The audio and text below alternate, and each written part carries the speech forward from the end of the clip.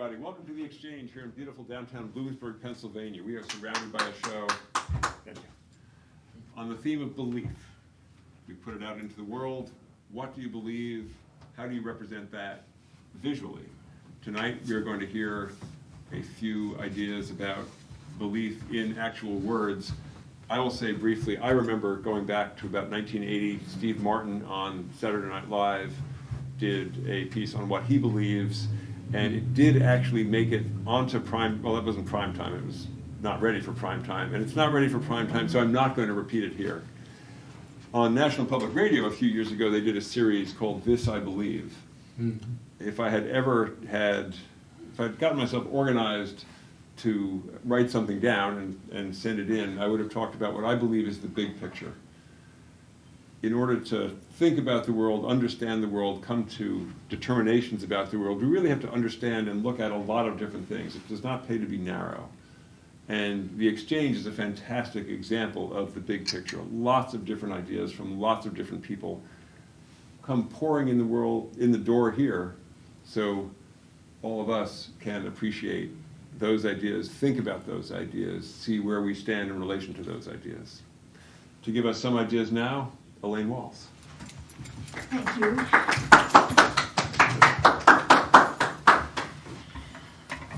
I chose to speak tonight on my belief that persistence is a firm, continual effort to achieve a goal or maintain a state despite difficulties, obstacles, or discouragement. And what evidence, you may ask, do I have of this? On July 6, 2026, Bob and I will be married 30 years. I present that as evidence. I worked as an elementary school counselor for 37 years. Again, more evidence. We adopted 10 beagles. I've trained 6 therapy dogs. And so far, I have survived an overwhelming negative and aggressive attack on our democracy, tested every day. What are the solutions? Be persistent and stick to the goal. Get help and support from friends. And never, never, never give up. As a recovering perfectionist, I submit proof of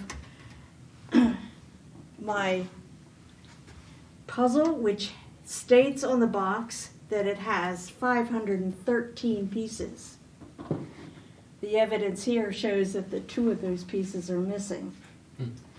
As a recovering perfectionist, I wouldn't have put this up on the wall, but now I believe my persistence proved to be successful, and I have a feeling of accomplishment. I've learned that difficult goals produce mistakes, and as a recovering perfectionist, I do not like mistakes. And I found that even if I didn't like them, they kept happening in my life. So I decided to change my perspective. And now I believe that I learn from these mistakes. Mistakes help me figure out what went wrong so I can change that and produce something positive. This is my feeling about persistence. I believe that we need to be persistent, and I believe that we need help doing that, and I believe that together we can accomplish a great deal. Hear, hear.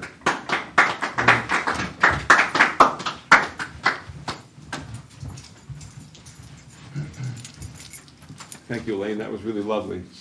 Thank you. And there's apparently someone else here tonight who will be celebrating an anniversary this year. So, Bob Walz. Thank you.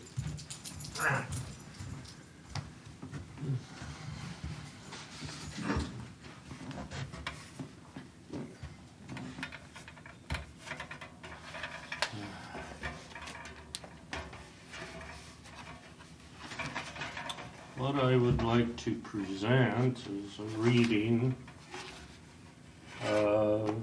3 poems that I think I could say are meditations on death, and thereby touch on belief.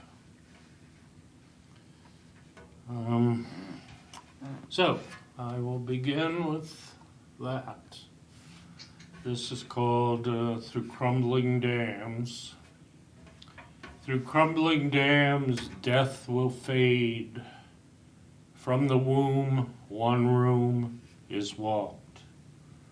The room, when emptied, is laid away, but the flood will leave an empty grave. Down from all shut-up rooms of life, life and death attends awake.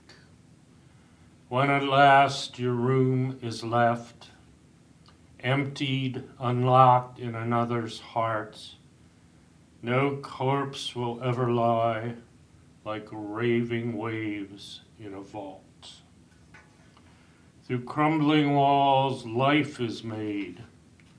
When thrusting tides burst rusting ribs, all dark flows to the heart of clay.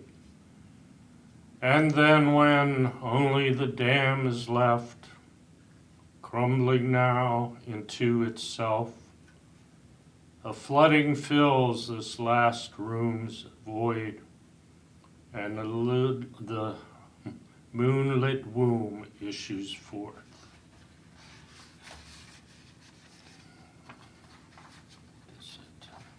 Okay. Issues forth the pulse and breath that abide in the Red Sea and heaving earth. The next poem is called Strange.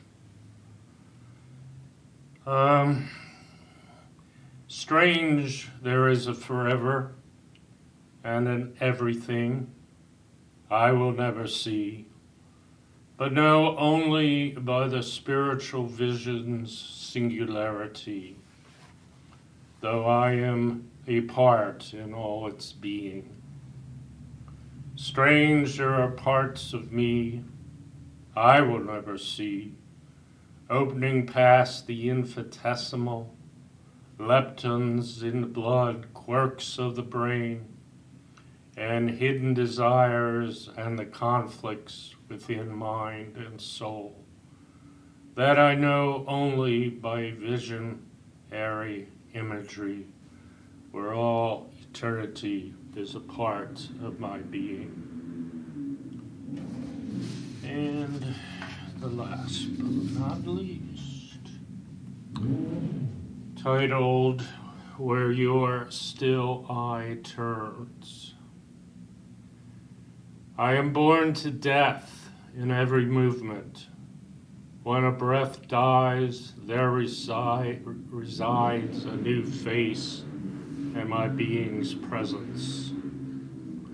How are you, my witness? A drop of blood and sacrificial wine, drunk at moments when a new birth equals our end of time.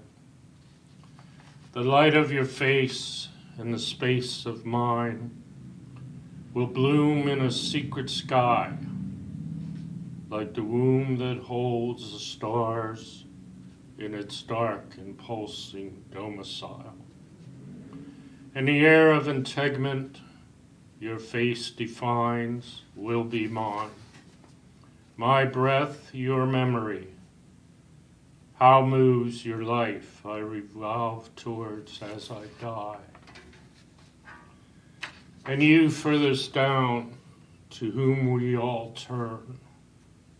Where turns your still eye? Tell me of the moon and of the sun our long labor will turn upon. We die a birth between all moments in a flux of resurrection. melting and melding, moon and sun, in our ghost's endless procession. And that would be about it. Thank you very much.